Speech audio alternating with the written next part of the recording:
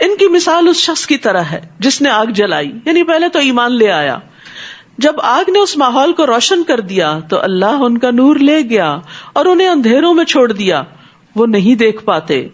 قلب کا نور اللہ کے ہاتھ میں ہے، اسی لیے دعا مانگنی چاہیے، اللہم اجعل فی قلبی نورا، اے اللہ تو میرے دل میں نور پیدا کر۔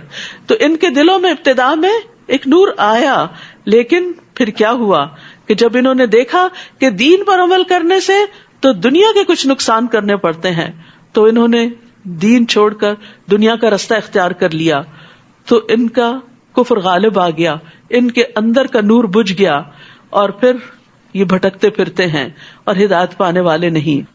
وہ بہرے ہیں، گنگے ہیں، اندھے ہیں، بس وہ نہیں لوٹتے، یعنی ہدایت کی بات سن نہیں پاتے۔ جب ہدایت کی کوئی بات انہیں سنائی جاتی ہے تو وہ کانوں سے ٹکرا کے واپس چلی جاتی ہے، دل کے اندر نہیں جاتی، اور حق بات کہہ نہیں پاتے اور حق کو دیکھ نہیں پاتے۔ حق کی نشانیاں زمین و آسمان پوری کائنات میں بکھری ہوئی ہیں، لیکن ان کو نظر نہیں آتی۔ قرآن کی آیات بھری ہوئی ہیں حق بیان کرنے کے لیے، لیکن ان کو حق نظر نہیں آتا، بس وہ نہیں لوٹتے، یعنی کس کی طرف؟ ایمان کی طرف، لہٰذا وہ نفاق کے اندر ہی رہتے ہیں۔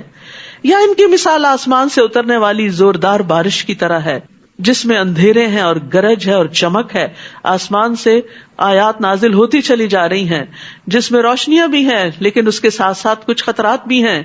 وہ کڑکنے والی بجلیوں یعنی مشکل احکامات اور موت کے ڈر سے اپنی انگلیاں اپنے کانوں میں ڈال لیتے ہیں، مزید کچھ سننا نہیں چاہتے، ہدایت کی طرف آنا نہیں چاہتے، اٹس ٹو مچ، اور اللہ کافروں کو گھیرنے والا ہے۔ انسان سوچے کہ اللہ سے بھاگ کر کہاں جا سکتے ہیں؟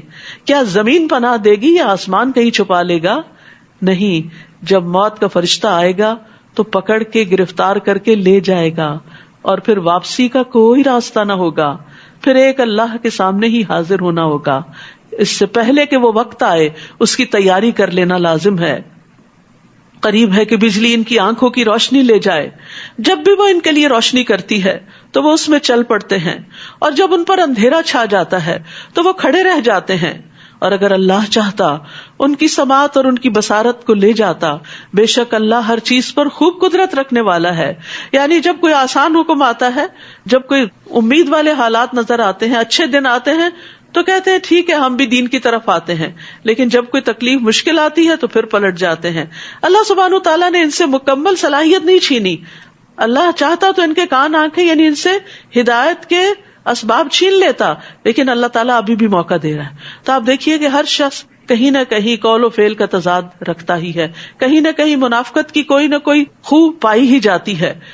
اور یہ بات اس لیے بھی کہہ رہی ہوں کہ حضرت عمر جیسے شخص، حضرت عمر رضی اللہ عنہ، وہ حضرت حذیفہ کو قسم دے کے کہتے ہیں بتاؤ جن منافقین کے نام تمہیں اللہ سبحانہ تعالیٰ کے رسول صلی اللہ علیہ وسلم نے بتائے تھے، کہیں میرا نام تو اس میں نہیں، کہیں میں تو منافق نہیں۔ حضرت حنظلہ کہتے ہیں نافق حنظلہ، ابو بکر کہتے ہیں میری بھی یہی کیفیت ہے۔